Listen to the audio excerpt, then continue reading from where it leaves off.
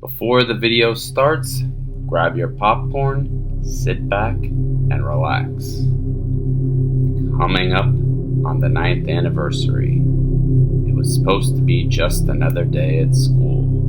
Nothing out of the ordinary. No signs that things would spiral out of control. But that day was different. I was out in the hallways when it all started.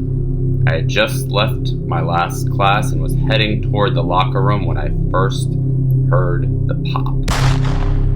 It wasn't like anything I had ever heard before. Sharp, loud, and so sudden it made my heart skip a beat.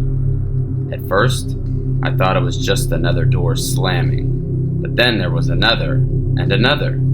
I froze. My mind raced, trying to make sense of it. What the hell was that? Then the intercom crackled to life. The voice cold, calm, but with an urgency I hadn't heard before. Code red, lockdown. This is not a drill. Lockdown? My stomach dropped. I turned around and bolted down the hallway, searching for any classroom door that would open for me.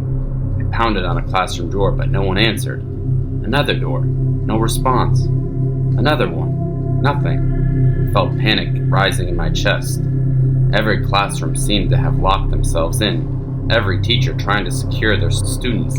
The halls were empty, and I felt like I was completely alone. I was too far down the hall to head back to my own classroom. There was nowhere else to go. My heart was pounding in my ears, and I could feel the adrenaline rushing through me. Where the hell can I hide?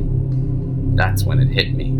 The bathroom, the one near the end of the hall. I can make it there. I didn't stop to think. I just ran. The sound of my footsteps was deafening in the quiet, eerie hallways. The flickering lights above me only added to the growing dread. My breathing was ragged as I reached the door to the bathroom and yanked it open, slamming it behind me. I locked the door, leaning back against it, trying to steady myself. My heart was racing, and my palms were sweaty. I pressed my back against the cold tile, trying to control my breathing, but the fear was too real.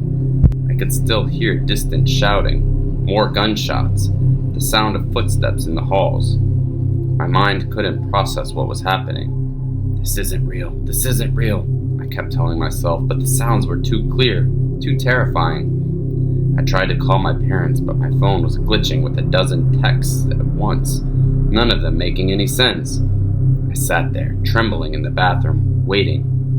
The minutes stretched into what felt like hours. My mind kept racing, wondering who was hurt, who was still in danger, if I'd ever get out of here. I finally heard the sound of an officer's voice down the hall. The door to the bathroom didn't open, but the distant voices grew louder.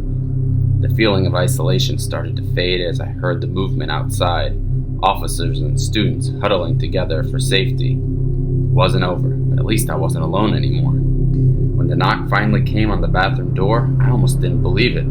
The officer's voice called out, reassuring me that I could leave.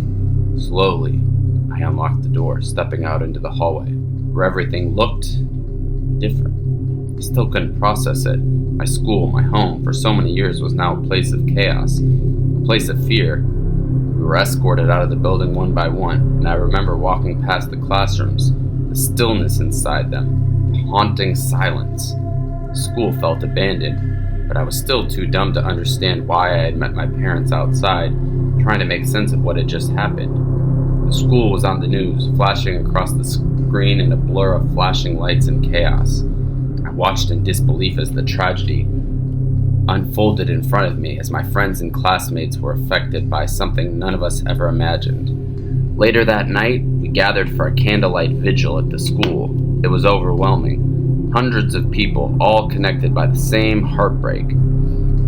There were no planned speeches, no organized events. We just stood there together, all of us hurt, all of us trying to make sense of the loss.